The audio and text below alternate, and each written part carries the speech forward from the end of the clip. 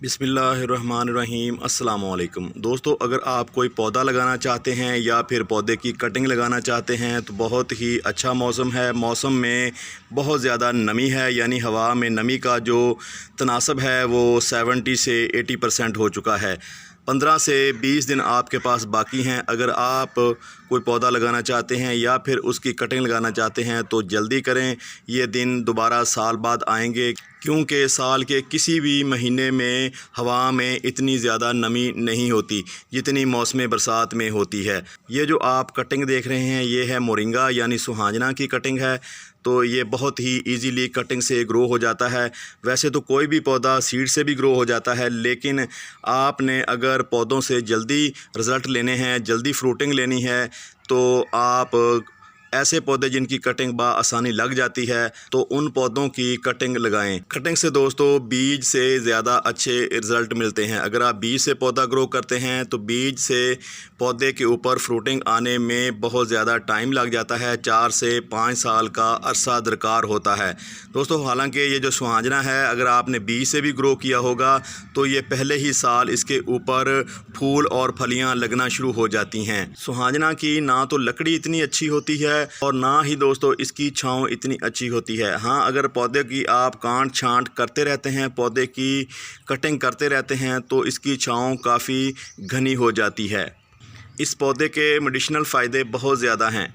यही वजह है कि पिछले 4-5 साल से जितना सुहाजने का दरख्त लोगों ने ग्रो किया है, इसके मुकाबले में दूसरे किसी भी पौधे को ग्रो नहीं किया गया। अगर दोस्तों आप सुहाजना को कटिंग से ग्रो करना चाहते हैं तो कम से कम इस साइज़ की मोटी कलम लेनी चाहिए। अगर आप इससे बारीक साइज़ की कटिंग लेंगे, इसकी छाल हरी हो, तो फिर आप उस कटिंग को लगाएंगे तो वो कटिंग चलेगी नहीं।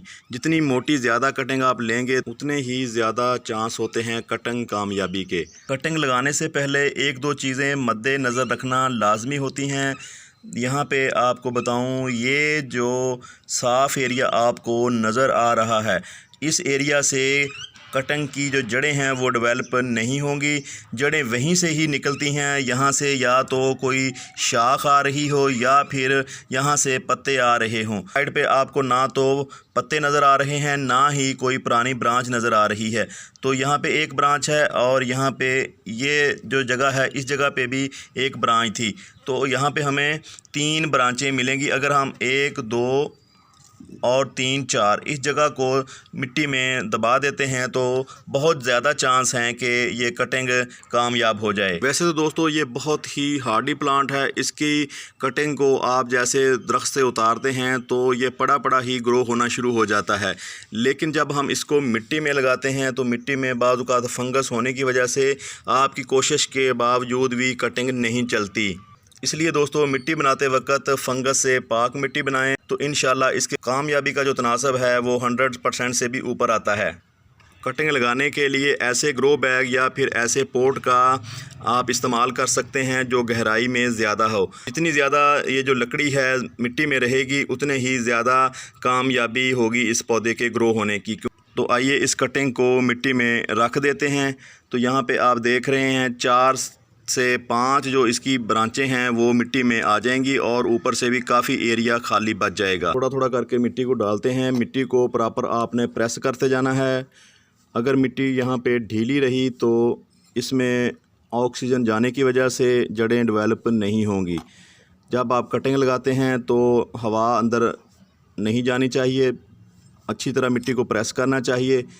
जब पौधा ग्रो हो जाए तो चाहें तो 15-20 दिन के बाद इसको नरम कर सकते हैं, इसकी गोडी कर सकते हैं। तो इस स्टेज के ऊपर मिट्टी को ढीला नहीं होना चाहिए। अगर मिट्टी ढीली हुई तो इसके अंदर रूट नहीं आएंगी। दोस्तों अगर आप इस पौधे को लगाना चाहते हैं तो फिर नरम और सॉफ्ट रेतली मिट्टी में लगाएं। रेतली मिट्टी में बहुत ही शानदार रिज़ल्ट मिलते हैं। आपने देखा होगा यहाँ पे बहुत ज़्यादा रेत के टीले होते हैं, तो वहाँ पे ये पौधा बहुत ही कामयाब रहा है, क्योंकि इस पौधे की जो जड़ है वो मूली की तरह ज़मीन में जाती है, यानी सीधी की सीधी निचली साइड को रुख करती है। जड़ गहराई में जाने की वजह से ये पौधा आसानी अपनी ज़रूरत के मुताबिक पानी को कलेक्ट कर लेता है। दोस्तों इस पौधे की लकड़ी तो कारआमद नहीं होती, लेकिन पौधों की जड़ें बहुत ही कारआमद होती हैं। जब पौधे को आप सीड से ग्रो करते हैं तो उसकी जड़ें बहुत कारआमद होती हैं। उन जड़ों का आप अचार डालते हैं, बहुत सारी बीमारियों में वो जड़ें कारआमद होती हैं। दोस्तों जड़ों के साथ साथ इस पौधे के पत्ते भी बहुत ज़्यादा कारआमद होते हैं। लकड़ी इसकी इतनी काम की नहीं होती क्योंकि इस लकड़ी में सॉफ्ट रेशे होते हैं। ये लकड़ी मजबूत नहीं होती, बहुत आसानी से टूट जाती है। तो आइए दोस्तों इसको पानी देते हैं। पानी आपने बहुत ज़्यादा क्वांटिटी में देना है जब आपने कोई भी कलम लगानी है, ताकि ऊपर से नीचे तक जितनी भी मिट्टी में हमने इसकी कलम को डिप किया है, इसको गाड़ा है या इसको लगाया है, तो वो सारी की सारी मिट्टी गीली होनी चाहिए। अगर ऊपर ही आप पानी यहाँ पे डाल देंगे, नीचे तक पानी ना गया, तो इसकी जड़ें तो नीचे से डेवलप होनी हैं, तो जड़ें यहाँ से नहीं निकलेंगी। इसलिए आपने इसकी नमी को प्रॉपर बनाए रखना है। इतनी भी नमी नहीं बनानी कि हर वक्त मिट्टी गारा ही नज़र आए। अगर आपको लगे कि पानी निचली साइड पे नहीं जा रहा, तो फिर आप इस तरह की लकड़ी लेके इसको यहाँ पे इस तरह डिप करके पानी को आप निचली सतह तक ले जा सकते हैं। तो इस देखें यहाँ पे आपको हवा के बुलबुले निकलते हुए नज़र आ रहे हैं। इसका मतलब है कि पानी नीचे तक चला गया है, मिट्टी सारी की सारी गीली हो चुकी है। तो दोस्तों इंतज़ार करते हैं 15 से 20 दिन का। 15-20 दिन के अंदर नई शाखें निकलना शुरू हो जाएंगी।